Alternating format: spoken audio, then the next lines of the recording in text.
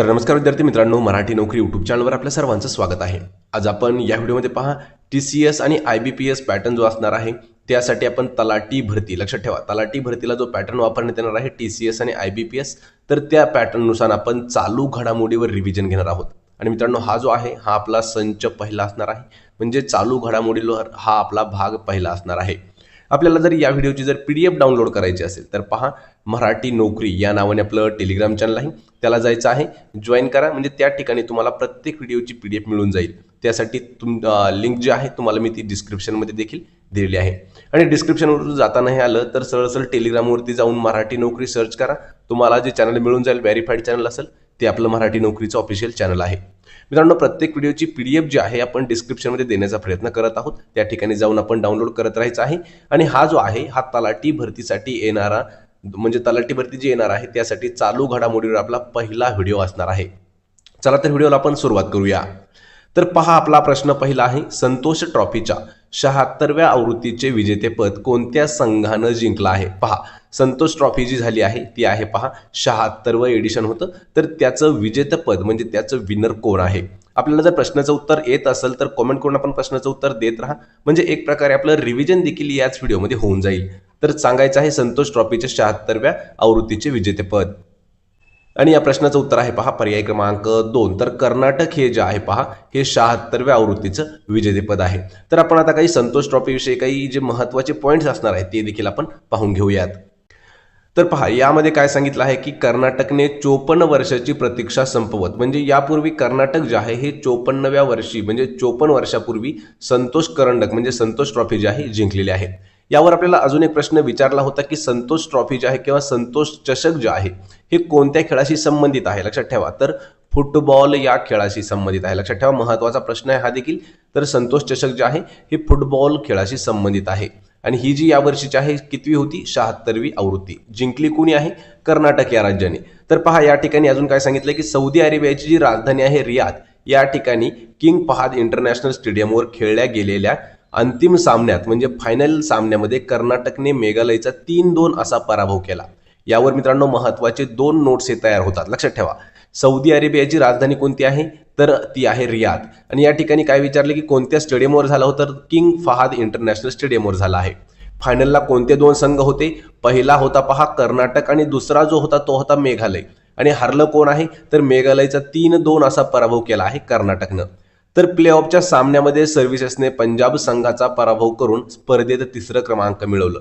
या ठिकाणी पहिली आहे पहा कर्नाटक, दुसरी आहे मेघालय आणि तिसरी कोणती आहे? पंजाब संघ। लक्षात ठेवा, 3ऱ्या क्रमांकावरती आलेला आहे पंजाब संघ। आणि या सामन्यामध्ये म्हणजे हा जो फायनल झाला त्यामध्ये 19व्या मिनिटाला कर्नाटकने आघाडी घेतली, म्हणजे फ्रंटवरती गेलं। या ठिकाणी कर्नाटकचा रॉबिन यादवला प्लेअर ऑफ द चॅम्पियनशिप, तसेच रजत पॉल जो आहे चॅम्पियनशिप मधील गोल रक्षक म्हणजे जो गोलकीपर आहे त्याचा पुरस्कार मिळाला। आणि कर्नाटकने हे जे विजेतेपद आहे हे 5व्या वेळेस पटकावलं आहे, म्हणजे आतापर्यंत कर्नाटक 5 वेळा ही ट्रॉफी जिंकलेली आहे। तर लक्षात ठेवायचं, संतोष चषक वरती जर काही प्रश्न आला यावर्षी तर हे इम्पॉर्टंट आहे। आणि जेवढ्या काही सर्व सरळ सेवा होणार आहेत त्यासाठी सुद्धा हा प्रश्न महत्त्वाचा असणार आहे। तर पहा, आपला दुसरा प्रश्न आहे, भारतीय नौदलाने ब्रह्मोस क्षेपणास्त्राची यशस्वी चाचणी घेतली। तर ब्रह्मोस क्षेपणास्त्र विकास कार्यक्रम हा भारत आणि कोणत्या देशाचा संयुक्त उपक्रम आहे? पहा, या ठिकाणी मित्रांनो प्रश्न महत्त्वाचा आहे आणि TCS IBPS याच पद्धतीचे प्रश्न नेहमी घेतं, लक्षात ठेवा। भारतीय नौदलाने ब्रह्मोस क्षेपणास्त्राची यशस्वी चाचणी घेतलेली आहे आणि ब्रह्मोस क्षेपणास्त्र कार्यक्रम विकास म्हणजे विकास कार्यक्रम जो आहे हा भारत आणि दुसऱ्या कोणत्या देशाचा एक संयुक्त उपक्रम आहे? आपल्याला कमेंट करून उत्तर देत राहायचं आहे, कारण आपण लवकरच मित्रांनो प्रत्येक व्हिडिओ जो आहे हा लाईव्ह घेणार आहोत। आणि लाईव्हचा आपला टाइम असणार आहे दररोज रात्री, लक्षात ठेवा, दररोज रात्री। आपण अजून टाइम फिक्स नाही केला, पण दररोज रात्री आपण लाईव्ह देखील घेणार आहोत। तर या प्रश्नाचं उत्तर होईल पहा पर्याय क्रमांक 2, तर रशिया। भारत, लक्षात ठेवा, भारत म्हणजे इंडिया आणि रशिया हे जे 2 देश आहेत रूस, यांच्यामध्ये जो ब्रह्मोस क्षेपणास्त्र विकास कार्यक्रम आहे तो संयुक्त उपक्रम आहे। तर याविषयी काही महत्त्वाचे पॉईंट देखील जाणून घेऊया। तर पहा, भारतीय नौदलाने अरबी समुद्रामध्ये स्वदेशी साधक आणि बूस्टरसह ब्रह्मोस सुपरसोनिक क्षेपणास्त्राची यशस्वी चाचणी घेतलेली आहे। यामध्ये ब्रह्मोस सुपरसोनिक क्रूज जे आहे हे क्षेपणास्त्राच्या युद्ध नौकाविरोधी, लक्षात ठेवा, युद्ध नौकाविरोधी एडिशनचं एप्रिल 2022 मध्ये शेवटची चाचणी त्याची घेण्यात आलेली होती। तर यामध्ये पहा, ब्रह्मोस एरोस्पेस प्रायव्हेट लिमिटेड ही भारत आणि रशियाची संयुक्त एरोस्पेस आणि डिफेन्स महामंडळ आहे, म्हणजेच पहा संरक्षण महामंडळ आहे। जे प्रामुख्याने ब्राह्मोस क्रूझ क्षेपणास्त्राच्या निर्मितीमध्ये गुंतवण्यात आलेलं आहे आणि याची जी स्थापना आहे ही 1988 साली झालेली आहे. ब्राह्मोसची पहिली यशस्वी चाचणी जी आहे ही 2001 मध्ये झालेली आहे. लक्षात ठेवा, ब्राह्मोसवर आपल्याला प्रश्न विचारला जाऊ शकतो की पहिली चाचणी कधी झाली. लक्षात ठेवा 2001 या वर्षी ब्राह्मोस क्षेपणास्त्राची पहिली चाचणी जी आहे, टेस्टिंग जी आहे ही घेण्यात आलेली होती. तर पहा, यानंतर आपला तिसरा प्रश्न आहे, आरबीआयने अलीकडे कोणत्या कंपनीवर 3.06 कोटी रुपयांचा दंड ठोठावला आहे. लक्षात ठेवा, प्रश्न हा देखील महत्त्वाचा आहे. आरबीआयने म्हणजेच कोणीच रिझर्व्ह बँक ऑफ इंडियाने, पहा भारतीय रिझर्व्ह बँकेने अशी खालीलपैकी कोणती कंपनी आहे की त्यांच्यावर 3.06 इतक्या कोटी रुपयांचा जो दंड आहे तो लावलेला आहे, म्हणजे फाईन जो आहे त्यावरती तो टाकलेला आहे. आणि या प्रश्नाचं उत्तर होईल पहा पर्याय क्रमांक 3, तर अमेझॉन पे या कंपनीवरती. लक्षात ठेवा, याविषयी महत्त्वाचे पॉईंट्स आहेत. आरबीआयने अमेझॉन पे जी काय आहे प्रायव्हेट लिमिटेडवर 3.06 कोटी रुपयांचा दंड जो आहे हा लावलेला आहे. आरबीआयने प्रीपेडशी संबंधित काही मार्गदर्शक तत्वांचं पालन न केल्याबद्दल हा जो दंड आहे हा लावण्यात आलेला आहे असं सांगितलं आहे. म्हणजे जे पहा, जे काही रूल्स आणि रेग्युलेशन्स असतात तर ते रूल्स ब्रेक केले आहे अमेझॉन पेने, त्यामुळे त्यांच्यावरती 3.06 इतक्या कोटीचा दंड जो आहे हा लावण्यात आलेला आहे. अमेझॉन पे ही जी अमेझॉन मालकीची एक ऑनलाईन पेमेंट कंपनी आहे. पहा, अमेझॉन पे ही जी आहे तर अमेझॉनच्याच मालकीची एक कंपनी आहे, म्हणजेच एक आज पेमेंट कंपनी आहे. आणि एका प्रकाशित झालेल्या पहा आर्टिकलनुसार आरबीआयने सांगितले की ही जी कारवाई आहे हे नियामक अनुपालनातील कमतरतावरती आधारित करण्यात आलेली आहे. यावर लक्षात ठेवायचे मित्रांनो, अमेझॉन पेवरती 3.6 इतक्या कोटीचा दंड लावलेला आहे. तो लावलेला आहे कोणी, तर रिझर्व्ह बँक ऑफ इंडियाने. तर पहा प्रश्न क्रमांक 4 आहे, प्रतिष्ठित इराणी चषक विजेतेपदासाठी शेष भारत संघाने कोणाला हरवले. या ठिकाणी पहा आपल्याला 2 प्रश्न तयार होतात. त्यातील पहिला प्रश्न असा आहे की जो इराणी चषक झालं या वर्षीचं त्याचं विजेतं कोण आहे. तर पहा या ठिकाणी आपल्याला उत्तर त्याचं देऊन ठेवलेलं आहे. तर शेष भारत हा जो संघ आहे हा इराणी चषकचा विजेता आहे. या ठिकाणी प्रश्न विचारला आहे की शेष भारत या संघाने कोणत्या संघाला हरवलं होतं फायनलमध्ये. आपल्याला कमेंट करून उत्तर देऊ शकता जर येत असेल तर. आणि या प्रश्नाचं उत्तर होईल पहा पर्याय क्रमांक 1, तर मध्य प्रदेश म्हणजेच पहा MP या संघाला हरवलं होतं शेष भारतने. याविषयी काही आपण महत्त्वाचे पॉईंट्स देखील पाहणार आहोत. तर पहा या ठिकाणी काय आहे, तर शेष भारत संघाने मध्य प्रदेशचा पराभव करून प्रतिष्ठेच्या इराणी चषकेचे विजेचे पद पटकावले आहे. म्हणजेच पहा जर आपल्याला विचारलं की 2023चं इराणी चषक कोणी जिंकला आहे, तर हे जिंकला आहे पहा शेष भारत या संघाने. आणि रनरअप कोणती टीम आहे, तर मध्य प्रदेशची टीम ही रनरअप आहे. या ठिकाणी अजून एक महत्त्वाचा प्रश्न आहे की आपल्याला इराणी चषक हे कोणत्या खेळाशी संबंधित आहे. लक्षात ठेवा, तर क्रिकेट या खेळाशी संबंधित आहे पहा इराणी चषक. तर याचा जो फायनल सामना झाला त्यामध्ये शेष भारत संघाने मध्य प्रदेशचा 238 धावाने पराभव केला. लक्षात ठेवा, आणि त्यांना जिंकण्यासाठी मध्य प्रदेशला 437 धावांचा पाठलाग करताना मध्य प्रदेशचा जो पूर्ण संघ आहे तो जवळपास 58.4 ओव्हरमध्ये 198 रनावरती ऑल आउट झालेला आहे. आणि इराणी चषक ही भारतातील प्रमुख देशांतर्गत क्रिकेट स्पर्धा देखील आहे. हा अंतिम सामना ग्वाल्हेरच्या कॅप्टन रूपसिंग स्टेडियमवर खेळण्यात आला होता. लक्षात ठेवा, इराणी कप जो 2023चा झाला त्याचा जो फायनल क्रिकेटचा सामना होता हा ग्वाल्हेरच्या कॅप्टन रूपसिंग स्टेडियमवरती खेळवण्यात आला होता. 22-23ची ही आवृत्ती जी आहे ही इराणी कपची 59वी. लक्षात ठेवा, 2022 आणि 2023 म्हणजे यंदाची जे एडिशन होतं इराणी कपचं ते कितवं होतं, तर 59वं एडिशन होतं. आणि ही भारतातील प्रथम श्रेणी क्रिकेट स्पर्धा देखील आहे. लक्षात ठेवा, इराणी चषकवरती जर आपल्याला काही प्रश्न विचारण्यात आले तर आपल्याला 2022-23ला जे इराणी चषक झाला आहे त्यावरती आपल्याला हे महत्त्वाचे पॉईंट्स देखील काही महत्त्वाचे माहीत पाहिजेत. त्यामुळेच आपल्याला या व्हिडिओची जर PDF डाउनलोड करायची असेल तर मी लिंक तुम्हाला डिस्क्रिप्शनमध्ये दिलेली आहे. तर पहा आपला प्रश्न 5वा आहे, नेव्हल कमांडर्स कॉन्फरन्स 2023ची पहिली आवृत्ती कोणत्या विमानवाहू जहाजावर आयोजित करण्यात आली आहे किंवा केली जात आहे. मित्रांनो हा देखील प्रश्न इम्पॉर्टंट आहे. पहा, नेव्हल कमांडर्स कॉन्फरन्स जी 2023चं पहिलं एडिशन होणार आहे हे कोणत्या विमानवाहू जहाजावर आयोजित केलं जात आहे. आणि या प्रश्नाचं उत्तर होईल पर्याय क्रमांक 4, तर INS विक्रांत हे जे विमानवाहू जहाज आहे यावरती पहिली नेव्हल कमांडर्स कॉन्फरन्स 2023ची जी एडिशन आहे पहिलं ते INS विक्रांतवरती घेण्यात येत आहे. तर याविषयी काही आपण महत्त्वाचे पॉईंट्स देखील पाहणार आहोत. तर पहा यामध्ये पहिला पॉईंट आहे की नौदल कमांडर्स म्हणजेच नेव्हल कमांडर्स कॉन्फरन्स 2023ची जी पहिली आवृत्ती आहे ही भारताच्या स्वदेशी विमानवाहू जहाज म्हणजेच INS विक्रांत यावरती आयोजित केली जात आहे. आणि हे जे जहाज आहे हे स्वदेशी आहे म्हणजेच भारतामध्येच बनवण्यात आलेलं आहे. संरक्षण मंत्री राजनाथ सिंह यांनी पहिल्या दिवशी INS विक्रांतवर नौदल कमांडर्सना संबोधित केलं. या ठिकाणी अजून एक प्रश्न लक्षात ठेवायचा आहे, संरक्षण मंत्री कोण आहेत तर राजनाथ सिंग. यानंतर तिसरा पॉईंट काय आहे तर INS विक्रांतवर प्रथमच कमांडर्स कॉन्फरन्स होत आहे. हे जे आपला INS विक्रांत आहे यावरती ही पहिलीच अशी एक कॉन्फरन्स आहे की जी घेण्यात येत आहे, म्हणजेच नेव्हल कमांडर्स कॉन्फरन्स. तर परिषदेच्या पुढच्या टप्प्यामध्ये संरक्षण कर्मचारी आणि भारतीय लष्कर तसेच भारतीय हवाई दलाचे प्रमुख जे आहे यांच्याशी कमांडरशी चर्चा करणार आहेत संरक्षण मंत्री. यानंतर INS विक्रांत ही जी आहे पहिली स्वदेशी विमानवाहू युद्धनौका जी आहे ही केरळमधील कोचिन शिपयार्ड लिमिटेडने बांधली होती. पहा, यावर महत्त्वाचा प्रश्न आहे. INS विक्रांत ही जी आहे ही स्वदेशी असून भारतामध्ये, लक्षात ठेवा, भारतामध्ये पूर्णपणे तयार झालेली आहे, पण कोणत्या ठिकाणी तर केरळमधील कोचिन शिपयार्ड जे आहे याच्या कंपनीने ते बांधण्यात आलेली होती. लक्षात ठेवा, INS विक्रांतवर देखील महत्त्वाचे काही पॉईंट्स आहेत. आणि जर आपल्याला INS विक्रांत हे नेमकं काय आहे यावर जर डीप व्हिडिओ पाहायचा असेल तर लवकरच तुम्हाला मी एक डिस्क्रिप्शनमध्ये लिंक प्रोव्हाइड करेन, कारण आपण यावरती मराठी भाषेमध्ये सर्वात सोपा एक व्हिडिओ घेऊन येणार आहोत. तर पहा, प्रश्न 6वा आहे, भारताने कोणत्या देशासोबत संशोधन, तंत्रज्ञान आणि नाविन्यपूर्ण सहकार्यावर सामंजस्य करार देखील केलेला आहे. मित्रांनो, हा प्रश्न देखील इम्पॉर्टंट आहे आणि या प्रश्नाचं उत्तर होईल पर्याय क्रमांक 2 तर मेक्सिको. पहा, भारत आणि कोणत्या देशासोबत, भारताने मेक्सिको या देशासोबत संशोधन, तंत्रज्ञान आणि जे काही नवीन कार्यक्रम असणार आहेत त्यांच्या करारावरती एक सही केलेली आहे. याविषयी मित्रांनो महत्त्वाचे इम्पॉर्टंट पॉईंट देखील आहेत आणि हा प्रश्न जो आहे हा प्रश्न देखील इम्पॉर्टंट आहे. यावरचे आपण महत्त्वाचे पॉईंट आधी जाणून घेऊया. तर पहा, यातील महत्त्वाचा पहिला पॉईंट आहे, भारत आणि मेक्सिकोने नवी दिल्ली या ठिकाणी संशोधन, तंत्रज्ञान आणि सहकार्य या विषयावरती एक सामंजस्य करार केलेला आहे. सोबतच हे विशेषतः एरोस्पेस, इलेक्ट्रॉनिक्स, महासागर विज्ञान, बायोटेक आणि आरोग्य सेवा यांच्यासह अनेक प्रमुख तंत्रज्ञानाचा क्षेत्रांचा समावेश या ठिकाणी असणार आहे.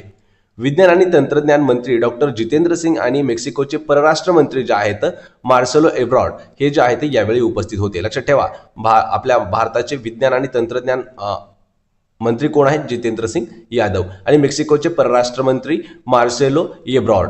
तर मेक्सिको हे जे आहे उत्तर अमेरिकेच्या दक्षिण भागातील एक ठिकाण आहे आणि जे उत्तरेस युनायटेड स्टेट देखील आहे, तर त्याची राजधानी आहे मेक्सिको सिटी. लक्षात ठेवा, हा देखील प्रश्न इम्पॉर्टंट आहे. मित्रांनो, प्रत्येक प्रश्नाची जी PDF आहे किंवा प्रत्येक व्हिडिओची PDF मी तुम्हाला डिस्क्रिप्शनमध्ये देत आहे. तर पहा, यानंतरचा प्रश्न आहे, प्रामेरिका लाईफ इन्शुरन्स लिमिटेड याने अलीकडेच नवीन व्यवस्थापकीय संचालक म्हणून कोणाची नियुक्ती केलेली आहे. प्रश्न हा देखील महत्त्वाचा आहे. तर पहा, प्रामेरिका लाईफ इन्शुरन्स लिमिटेड याचे नवीन व्यवस्थापकीय संचालक म्हणून कोणाची नेमणूक करण्यात आली आहे. आणि या प्रश्नाचं उत्तर होईल पहा पर्याय क्रमांक 1 तर पंकज गुप्ता यांची नियुक्ती करण्यात आली आहे. याविषयी महत्त्वाचे पॉईंट्स पहा, तर प्रामेरिका लाईफ इन्शुरन्स लिमिटेड ही जी आहे ही पंकज गुप्ता यांची व्यवस्थापकीय संचालक आणि मुख्य कार्यकारी अधिकारी म्हणून नियुक्ती केलेली आहे. यावर हा पहिला महत्त्वाचा पॉईंट आहे. तर पहा, भारतीय विमा नियामक आणि विकास प्राधिकरण म्हणजेच IRDAI याने नियुक्तीला मान्यता देखील दिलेली आहे आणि पंकज गुप्ता यांनी कल्पना संपत यांची जागा घेतलेली आहे. म्हणजे यापूर्वी कोण होत्या तर कल्पना संपत. तर याआधी लक्षात ठेवा, पंकज गुप्ता यांनी सिटी ग्रुप, ICICI बँक आणि TCS मध्ये वरिष्ठ पदावर देखील काम केलं आहे आणि ते जे आहेत हे सध्या दुसऱ्या ठिकाणी एक मुख्य कार्यकारी अधिकारी बनलेले आहेत. प्रश्न क्रमांक 8वा आहे, AFI राष्ट्रीय थ्रो चॅम्पियनशिपच्या पुरुषांच्या शॉर्टपुट स्पर्धेत कोणत्या खेळाडूने सुवर्ण पदक जिंकलेला आहे. पहा, गोल्ड मेडल यावरती म्हणजेच हा खेळावरती प्रश्न विचारण्यात आलेला आहे आणि या प्रश्नाचं उत्तर असणार आहे पर्याय क्रमांक 3 तेजिंदर पाल सिंग तूर यांनी. लक्षात ठेवायचे मित्रांनो, महत्त्वाचा प्रश्न आहे. AFI राष्ट्रीय थ्रो चॅम्पियनशिप पुरुषांच्या शॉर्टपुट स्पर्धेमध्ये गोल्ड मेडल मिळवलं आहे. नाव एक वेळा परत लक्षात ठेवा, तेजिंदर पाल सिंग तूर. तर यांच्याविषयी काही आपण इम्पॉर्टंट पॉईंट देखील पाहून घेऊया. तर पहा, माजी आशियाई क्रीडा चॅम्पियनशिप तेजिंदर पाल सिंग तूर यांनी दुसऱ्या AFI राष्ट्रीय थ्रो चॅम्पियनशिपमध्ये त्यांच्या स्वतःच्या विक्रमामध्ये 1 सेंटीमीटर जास्त, म्हणजे पहा त्यांचा जो पहिला रेकॉर्ड होतं तर त्याच रेकॉर्डला ब्रेक करत 1 सेंटीमीटर जास्त पुरुषांच्या शॉर्टपुट प्रकारामध्ये सुवर्ण पदक जिंकलं आहे. तर त्यांनी लक्षात ठेवायचं 19.95 मीटर अंतरावरती आपला सर्वोत्तम थ्रो देखील फेकला होता. तर यापूर्वी 2018च्या आशियाई क्रीडा स्पर्धेतील ते देखील सुवर्ण पदक विजेते होते. आणि महिलांच्या डिस्कस थ्रो स्पर्धेमध्ये कर्नाटकच्या कलावती बसप्पाने 44.83 मीटर इतका फेक करून सुवर्ण पदक जिंकला आहे. आणि पुरुषांच्या डिस्कस थ्रो या प्रकारामध्ये हरियाणाच्या मंजितने 51.24 मीटर फेका करून सुवर्ण पदक देखील जिंकला आहे. तर पहा यानंतरचा प्रश्न आहे, केंद्र सरकारने किती HTT-40 बेसिक ट्रेनर विमाने खरेदी करण्यामध्ये मान्यता दाखवली आहे? आणि या प्रश्नाचं उत्तर होईल पर्याय क्रमांक 3 तर 70. लक्षात ठेवा, सेंट्रल गव्हर्नमेंटने किती तर 70 कोणत्या प्रकारचे HTT-40 हे बेसिक ट्रेनर विमान जे आहेत हे खरेदी करण्यासाठी मान्यता दिली आहे. लक्षात ठेवा किती विमान असणार आहेत ते 70 विमानं. याविषयी काही महत्त्वाचे पॉईंट्स देखील आपण पाहणार आहोत. तर पहा यामध्ये पहिला पॉईंट आहे, केंद्र सरकारने देशाची हवाई संरक्षण क्षमता बळकट करण्याच्या उद्देशाने हिंदुस्तान एरोनॉटिक्स लिमिटेड म्हणजेच HAL यांच्याकडून 70 HTT-40 बेसिक ट्रेनर विमानं जे आहेत ही खरेदी करण्यासाठी मान्यता दिली आहे. आणि हा जो संपूर्ण व्यवहार असणार आहे हा 6,828 कोटी एवढा आहे. पहा 6,828 एवढा कोटींचा असणारा हा एक करार आहे. तर या कराराअंतर्गत हिंदुस्तान एरोनॉटिक्स लिमिटेड पुढील 6 वर्षांच्या कालावधी या विमानांचा पुरवठा करणार आहे. तसेच ही जी ट्रेनर विमाने आहेत ही चांगल्या कमी गती हाताळणीची वैशिष्ट्ये आणि सुधारित प्रशिक्षण प्रदान करण्यासाठी डिझाईन देखील केलेली आहेत. यामध्ये सुरक्षाविषयक कॅबिनेट समितीने 3,108 कोटी रुपये खर्चून ती 3 कॅडेट प्रशिक्षण जहाज विमान म्हणजे जहाज जे आहेत हे खरेदी करण्यासाठी देखील मान्यता केली आहे. किती 3,108 कोटी खर्च करून 3 कॅडेट प्रशिक्षण जहाज. मित्रांनो हे देखील प्रश्न थोडासा महत्त्वाचा आहे कारण इंडियाच्या डिफेन्सवरती हा प्रश्न विचारण्यात जाऊ शकतो. तर पहा यानंतरचा प्रश्न आहे, भारत आणि कोणत्या देशादरम्यान डस्टलीग 2023 या कसरतीचे आयोजन केले जात आहे? पहा भारत आणि असा कोणता देश आहे की त्यांच्यामध्ये डस्टलीग 2023 ही जी कसरत आहे किंवा हा जो उपक्रम आहे हा राबवण्यात किंवा आयोजित करण्यात आला आहे. आणि या प्रश्नाचं उत्तर होईल पहा पर्याय क्रमांक 3 उझबेकिस्तान. भारत आणि उझबेकिस्तान या दोन देशांच्या दरम्यानमध्ये डस्टलीग हा जो एक 2023चा आयोजन आहे केलेलं कार्यक्रमाचं तो आयोजित करण्यात आला आहे. यामध्ये काही महत्त्वाचे विशेष पॉईंट आहेत. पहा डस्टलीग 2023 जे आहे भारत आणि उझबेकिस्तान यांच्यातील संयुक्त सराव जो आहे हा उत्तराखंडामध्ये पिथौरागड या ठिकाणी आयोजित केला जात आहे. आणि हा जो आहे हा फेब्रुवारी 2023 पासून फॉरेन ट्रेनिंग नोड पिथौरागड या ठिकाणी सुरू होत आहे म्हणजे सुरू झाला आहे आणि 5 मार्च या दिवशी संपलेला आहे. निम शहरी भागामध्ये दहशतवाद विरोधी कारवायांवर लक्ष केंद्रित करण्यासाठी याचं आयोजन हे करण्यात येतं. तर उझबेकिस्तान हे जे आहे हे मध्य आशियाई एक राष्ट्र आहे जे पूर्वीच्या सोव्हिएत प्रजासत्ताकाचा एक भाग होता आणि त्याची राजधानी जी आहे ती आहे पहा ताशकंद. यावर मित्रांनो लक्षात ठेवायचं आहे की हा जो सराव आहे लक्षात ठेवा प्रश्न हा महत्त्वाचा आहे. डस्टलीग 2023 हा जो एक सराव होता हा कधी सुरू झालेला होता? पहा 20 फेब्रुवारी 2023 ला आणि संपला कधी आहे? 5 मार्च 2023 ला संपलेला आहे. कोणत्या ठिकाणी आयोजन केला होता? पहा पिथौरागड जे की उत्तराखंड या राज्यामध्ये आहे. आणि उझबेकिस्तान हे जे आहे याची राजधानी कोणती आहे तर ताशकंद ही राजधानी आहे. हा कार्यक्रम जो आहे किंवा हा उपक्रम आहे का आयोजित केला जातो तर निम शहरी भागामध्ये दहशतवाद विरोधी कारवायांवर लक्ष केंद्रित करण्यासाठी हा जो उपक्रम आहे हा आयोजित केलेला आहे. तर पहा यानंतरचा प्रश्न आहे, पूसा कृषी विज्ञान मेळा कोणत्या शहरामध्ये आयोजित केला गेला? लक्षात ठेवा प्रश्न महत्त्वाचा आहे. पूसा कृषी विज्ञान मेळावा जो आहे तो कोणत्या शहरामध्ये आयोजित केला होता? आणि या प्रश्नाचं उत्तर होईल पर्याय क्रमांक 1 तर नवी दिल्ली या ठिकाणी आयोजित करण्यात आलेला आहे पूसा कृषी विज्ञान मेळावा. मित्रांनो याविषयी काही इम्पॉर्टन्स पॉईंट देखील आहेत ते आपण महत्त्वाचे पॉईंट देखील आहेत ते आपण प्रत्येक प्रश्नाचे पाहणार आहोत. तर यामध्ये पहा भारतीय कृषी संशोधन संस्था म्हणजेच IARI यांच्याद्वारे दरवर्षी पूसा कृषी विज्ञान मेळावा जो आहे हा आयोजित केला जातो आणि यावर्षी ते जे आहे हे नवी दिल्ली या ठिकाणी आयोजित करण्यात आला होता. तर पूसा कृषी विज्ञान मेळाव्याचं उद्घाटन जे आहे हे केंद्रीय कृषी मंत्री नरेंद्र तोमर यांनी केलं आहे. लक्षात ठेवा कोणी उद्घाटन केलं आहे तर जे आपले केंद्रीय कृषी मंत्री आहेत नरेंद्र तोमर यांनी याचं उद्घाटन केलेलं आहे. आणि या मेळाव्याची थीम जी आहे ही काय होती? श्री अण्णांचे पहा अन्नाचे पोषण आणि अन्न आणि पर्यावरण संरक्षण ही जी आहे ही थीम होती पहा 2023च्या पूसा कृषी विज्ञान मेळाव्याची. आणि हा जो मेळावा आहे 2 मार्च ते 4 मार्च या कालामध्ये घेण्यात आलेला होता. भारतीय कृषी संशोधन संस्था जी आहे याची स्थापना आहे 1905 या वर्षाची. मित्रांनो हा जो प्रश्न आहे जो आपल्याला कृषी विभागावरती एक एक्झाम झाली होती त्यामध्ये हा प्रश्न विचारण्यात आला होता. तर भारतीय कृषी संशोधन संस्था जी आहे याची स्थापना कधी झाली तर पहा 1905 या साली झालेली आहे. तर पहा यानंतरचा प्रश्न आहे, रायसिना डायलॉगच्या 8व्या आवृत्तीचे उद्घाटन कोण करणार आहे? पहा रायसिना डायलॉग याचं जे 8वं एडिशन होणार आहे तर याचं उद्घाटन खालीलपैकी कोण करणार आहे? आणि या प्रश्नाचं उत्तर होईल पर्याय क्रमांक 3. तर पंतप्रधान जे आहेत, लक्षात ठेवा यावर आपल्याला नाव या ठिकाणी दिलेलं नाही. कधी कधी आपल्याला प्रश्नामध्ये नाव देखील दिलं जाईल, पण आपण समजून घ्यायचे पंतप्रधान कोण आहेत सध्याचे, तर नरेंद्र मोदी हे जे आहेत हे सध्याचे पंतप्रधान आहेत. लक्षात ठेवा त्या ठिकाणी आपल्याला विचारलं जाऊ शकतं. तर नरेंद्र मोदी यांनी उद्घाटन 8व्या आवृत्तीचं केलेलं आहे रायसीना डायलॉगच्या. तर याविषयी काही इम्पॉर्टंट पॉईंट देखील आहेत. तर वार्षिक रायसीना संवादाची 8वी आवृत्ती जी आहे हीच नवी दिल्ली या ठिकाणी आयोजित केली होती आणि त्याचं जे उद्घाटन आहे हे पंतप्रधान नरेंद्र मोदी हे करणार आहेत. उद्घाटन सत्रामध्ये इटलीचे पंतप्रधान जॉर्जिया मेलोनी हे प्रमुख पाहुणे असणार आहेत. याचे प्रमुख पाहुणे कोण आहेत पहा, तर जे इटली देश आहे, इटलीचे पंतप्रधान जे आहेत जॉर्जिया मेलोनी हे त्याचे प्रमुख पाहुणे असणार होते. तर पहा ही 3 दिवसीय रायसीना संवाद जी की आहे भू राजकारण आणि भू रणनीती या विषयावर या भारताची प्रमुख परिषद आहे आणि हे जे ऑब्झर्व्हर रिसर्च फाउंडेशनच्या सहकार्याने परराष्ट्र मंत्रालयाने ही आयोजित केलेली आहे.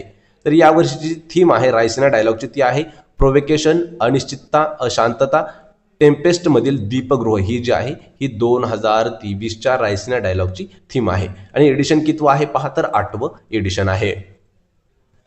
तर पहा आपला प्रश्न 13वा आहे. आशियाई बुद्धिबळ महासंघाने वर्षातील सर्वोत्तम खेळाडूचा पुरस्कार कोणाला दिला आहे? 2023 लक्षात ठेवा या वर्षातील म्हणजे 2022 या वर्षातील आशियाई बुद्धिबळ महासंघाने सर्वोत्कृष्ट खेळाडू म्हणून कोणाला पुरस्कार दिलेला आहे? बुद्धिबळ महासंघ म्हणजेच पहा चेस ऑर्गनायझेशन. आणि या प्रश्नाचं उत्तर होईल पर्याय क्रमांक 2. तर डी गुकेश. पहा डी गुकेश यांना 2022चा सर्वोत्कृष्ट खेळाडू म्हणून पुरस्कार देण्यात आलेला आहे. तर यांच्याविषयी काही इम्पॉर्टन्स पॉईंट देखील आहेत. तर भारतीय ग्रँडमास्टर डी गुकेशला आशियाई बुद्धिबळ महासंघानेच म्हणजेच पहा ACF यामध्ये पहा एशियन चेस फेडरेशन वर्षातील सर्वोत्कृष्ट खेळाडूने त्यांना म्हणजे सर्वोत्कृष्ट खेळाडू पुरस्काराने सन्मानित करण्यात आलेला आहे. कोणाला? डी गुकेश हे जे आहेत हे एक भारताचे ग्रँडमास्टर देखील आहेत. तर ग्रँडमास्टर डी गुकेशने गेल्या वर्षी महाबलीपुरम या ठिकाणी 44वे बुद्धिबळ ऑलिम्पियाडमध्ये 9-11 या गुणांसह सुवर्णपदक जिंकलं होतं आणि गेल्या वर्षी मार्चमध्ये डी गुकेश यांनी 2700 एलो रेटिंग मार्क मोडणारा केवळ हा 6वा भारतीय खेळाडू ठरला आहे आणि 2700 पेक्षा जास्त रेटिंग मिळवणारा देशातील सर्वात तरुण ग्रँडमास्टर देखील ठरले आहेत डी गुकेश. तर अखिल भारतीय बुद्धिबळ महासंघाने म्हणजे ACFने वार्षिक समिट दरम्यान सर्वात सक्रिय फेडरेशन पुरस्कार जो आहे तो देखील जिंकलेला आहे. लक्षात ठेवा डी गुकेश कोण आहेत? तर इंडियन चेस मास्टर म्हणजे तो एक ग्रँडमास्टर आहे. तर पहा यानंतरचा प्रश्न आहे ॲक्सिस बँकेने कोणत्या बँकेचा भारतीय ग्राहक व्यवसाय अधिग्रहित केलेला आहे? प्रश्न हा देखील महत्त्वाचा आहे. ॲक्सिस बँकेने अशी कोणती बँक आहे की त्यांचा जो भारतीय ग्राहक व्यवसाय आहे तो त्यांच्या कंट्रोलमध्ये घेतलेला आहे? आणि या प्रश्नाचं उत्तर होईल पर्याय क्रमांक 1. तर सिटी बँक. लक्षात ठेवा मित्रांनो यावर महत्त्वाचे काही पॉईंट्स देखील आहेत. तर ॲक्सिस बँकेने सिटी बँकेच्या ग्राहक व्यवसायाचे संपादन जे आहे हे पूर्णपणे केलं आहे आणि भारतातील 3ऱ्या क्रमांकाच्या खाजगी क्षेत्रातील बँकेने म्हणजे सिटी बँकचे जेवढे काही ग्राहक व्यवसाय आहेत ते भारतामध्ये त्यांनी घेतलेले आहेत. तर सिटी ग्रुपने जागतिक व्यापार धोरणाचा भाग म्हणून 2021 मध्ये भारतासह 13 देशातील रिटेल बँकिंग ऑपरेशन जे आहेत हे बंद करण्याचा निर्णय जे आहे तो केल्यानंतर हा करार घेण्यात आलेला होता म्हणजेच करार हा झालेला आहे. यासाठी ॲक्सिस बँक जी आहे ही सिटी बँकेला 12,325 कोटी रुपये देखील देणार आहे. पहा सौदा कितीचा आहे? 12,325 कोटी रुपयांचा हा सौदा आहे. म्हणजे कोणती बँक देणार आहे? ॲक्सिस बँक जी आहे ही सिटी बँकेला देणार आहे. तर पहा यानंतरचा प्रश्न आहे राष्ट्रीय बॅडमिंटन स्पर्धेचे महिला एकेरीचे विजेतेपद खालीलपैकी कोणी जिंकलं आहे? राष्ट्रीय बॅडमिंटन जी स्पर्धा झाली आहे त्यातील महिला एकेरीचं फायनलिस्ट कोण आहे? या प्रश्नाचं उत्तर होईल पर्याय क्रमांक 2. तर अनुपमा उपाध्याय हे जे आहेत या राष्ट्रीय बॅडमिंटन स्पर्धेच्या महिला एकेरीच्या विजेत्या ठरलेल्या आहेत. तर त्यांच्याविषयी आपण काही महत्त्वाचे पॉईंट्स पाहणार आहोत. तर यामध्ये पहा पहिला पॉईंट आहे माजी जागतिक ज्युनियर नंबर 1 अनुपमा उपाध्यायाने बालेवाडी स्टेडियमवर सुरू असलेल्या वरिष्ठ राष्ट्रीय बॅडमिंटन स्पर्धेमध्ये महिला एकेरीचं विजेतेपद जे आहे हे त्यांनी पटकावलं आहे. 18 वर्षीय अनुपमाने महिला एकेरीच्या अंतिम फेरीमध्ये फायनलमध्ये पहा आकर्षी कश्यपचा पराभव केला. फायनलला कोण होत्या? दोघी जणी लक्षात ठेवायचे. पहिली होती अनुपमा उपाध्याय आणि दुसरी कोण होती? तर आकर्षी कश्यप. तर याच पुरुष एकेरीचे विजेतेपद जे आहे हे मिथुन मंजुनाथने पटकावलं. आणि यामध्ये जर आपल्याला पुरुष गटामध्ये जर विचारलं तर फायनलचं एकेरी पद म्हणजे एकेरी पदाचं फायनल कोणी जिंकलं आहे पुरुषामध्ये? तर मिथुन मंजुनाथ. तर अंतिम सामन्यामध्ये मंजुनाथने प्रियांश राजावत यांचा पराभव केला होता. तर पुरुषांमध्ये फायनलला कोण होते? मंजुनाथ आणि प्रियांशु राजावत. तर यामध्ये पहा अव्वल नामांकित गायत्री गोपीचंद आणि त्रिशा जॉली यांनी महिला दुहेरीचे विजेतेपद देखील पटकावलं आहे. तसेच हेमनगेंद्र बाबू आणि कनिका कंवल यांनी मिश्र दुहेरीचे विजेतेपद पटकावलं आहे. मित्रांनो, हे जे आहेत पहा हे बॅडमिंटन खेळावरती महत्त्वाचे येणारे प्रश्न आहेत. यानंतरचा प्रश्न आहे पश्चिम नौदल कमांडचे flag officer commanding in chief म्हणून कोणी कार्यभार स्वीकारला आहे? आणि या प्रश्नाचं उत्तर होईल पर्याय क्रमांक 1 तर दिनेश के त्रिपाठी यांनी. तर पहा यामध्ये व्हाईस ॲडमिरल दिनेश के त्रिपाठी यांनी व्हाईस ॲडमिरल अजेंद्र बहादूर सिंग यांच्याकडून पदभार जो आहे हा घेऊन वेस्टर्न नेव्हल कमांडिंगचे फ्लॅग ऑफिसर म्हणून कमांडिंग इन चीफ म्हणून पदभार त्यांनी स्वीकारला आहे. यापूर्वी कोण होतं? तर पहा अजेंद्र बहादूर यांचा पदभार जो आहे हा दिनेश के त्रिपाठी यांनी घेतलेला आहे. तसेच व्हाईस ॲडमिरल दिनेश के त्रिपाठी हे सैनिक स्कूल रिवा आणि राष्ट्रीय संरक्षण अकादमी खडकवासला याचे एक माजी विद्यार्थी होते. तर यांनी पहा 1 जुलै 1985 रोजी भारतीय नौदलात ते दाखल झाले. तसेच जुलै 2020 ते मे 2021 पर्यंत नौदल ऑपरेशनचे महासंचालक देखील होते. तसेच व्हाईस ॲडमिरल त्रिपाठी यांनी अतिविशिष्ट सेवा पदक तसेच नौदल पदक प्रदान त्यांना करण्यात आलेले आहे. त्यांनी आतापर्यंत पहा 2 देखील पदक जिंकलेले आहेत. तर अतिविशिष्ट सेवा पदक आणि दुसरं होतं नौदल पदक, हे जे आहेत हे त्रिपाठी यांनी जिंकलेले आहेत.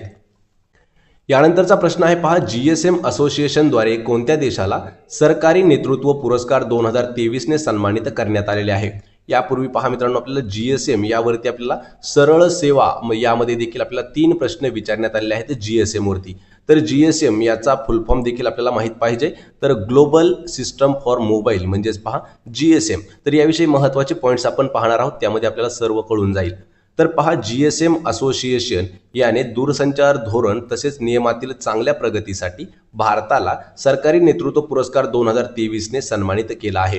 तसेच पहा GSMचा फुल फॉर्म आहे ग्लोबल सिस्टम फॉर मोबाईल आणि हे जे आहे हे जागतिक दूरसंचार प्रणालीमध्ये 750हून अधिक मोबाईल ऑपरेटर तसेच 400 कंपन्यांमध्ये प्रतिनिधित्व करते. दूरसंचार सुधारणा आणि सक्षम धोरणे ओळखण्यासाठी दरवर्षी हा जो पुरस्कार आहे हा दिला जातो. आणि GSM जे आहे या असोसिएशनची स्थापना जी आहे ही 1995 या वर्षाची आहे. लक्षात ठेवा GSM याचा फुल फॉर्म काय आहे? तर ग्लोबल सिस्टम फॉर मोबाईल. आणि हा जो प्रश्न आहे हा आपला 2018 मध्ये एक वेळा पोलीस भरतीमध्ये विचारण्यात आलेला प्रश्न होता.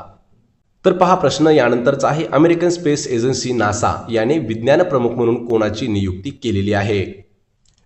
आणि या प्रश्नाचं उत्तर होईल पर्याय क्रमांक 4 तर निकोला फॉक्स यांचीच लक्षात ठेवा नासाचे विज्ञान प्रमुख म्हणून त्यांची नियुक्ती करण्यात आलेली आहे.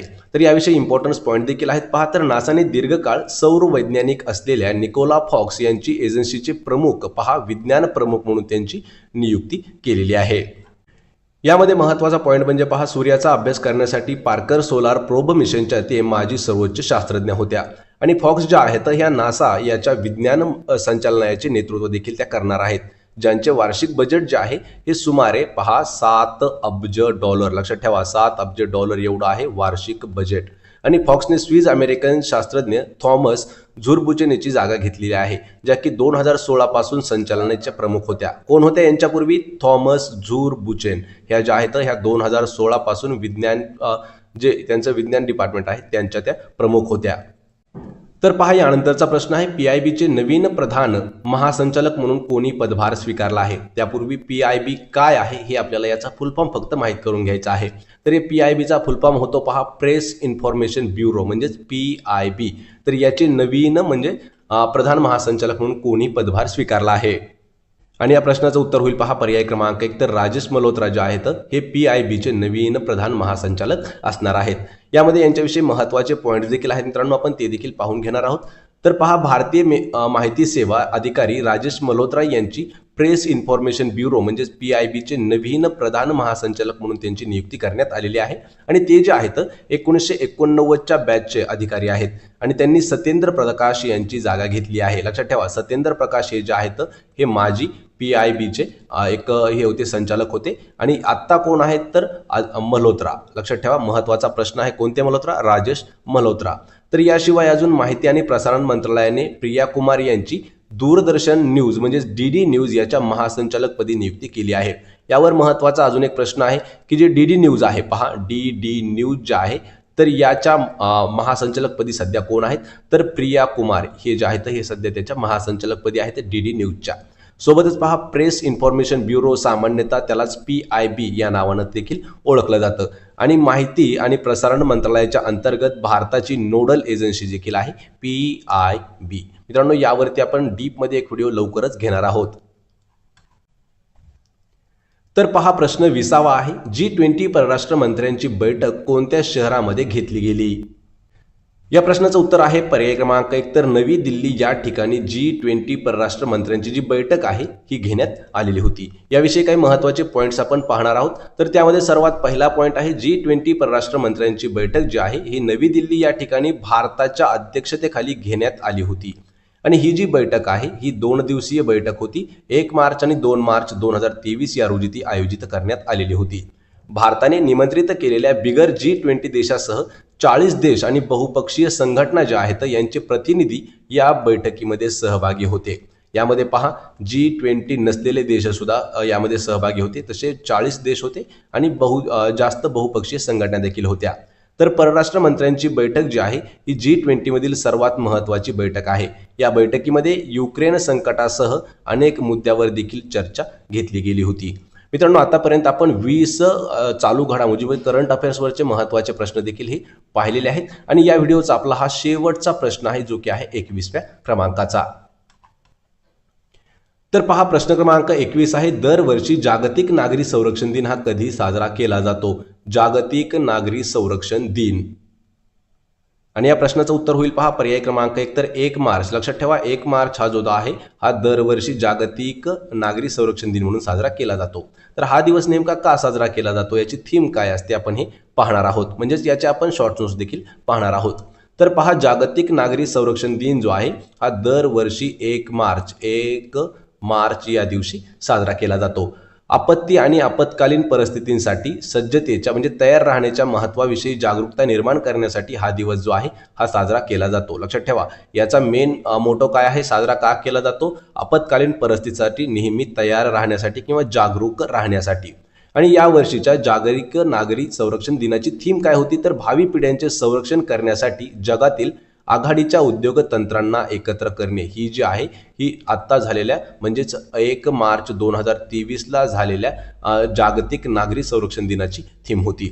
1990 मध्ये संयुक्त राष्ट्र महासभेने अधिकृतपणे 1 मार्च हा जो दिवस आहे हा जागतिक नागरी संरक्षण दिन म्हणून घोषित केला होता। लक्षात ठेवा कधी केलेला आहे तर 1990 या वर्षापासून। संयुक्त राष्ट्राने 1950 मध्ये आंतरराष्ट्रीय नागरी संरक्षण संघटना जी आहे ICDO याची स्थापना केलेली होती। यामध्ये अजून एक प्रश्न आहे की पहा आंतरराष्ट्रीय नागरी संरक्षण संघटना जी आहे याची स्थापना कधी झाली आहे तर 1950 या वर्षी। आणि यामध्ये पहा त्याचं जे मुख्यालय आहे ते आहे जिनिव्हा आणि जिनिव्हा कोणत्या ठिकाणी आहे, कोणत्या देशामध्ये आहे तर ते आहे स्वित्झर्लंड या देशामध्ये।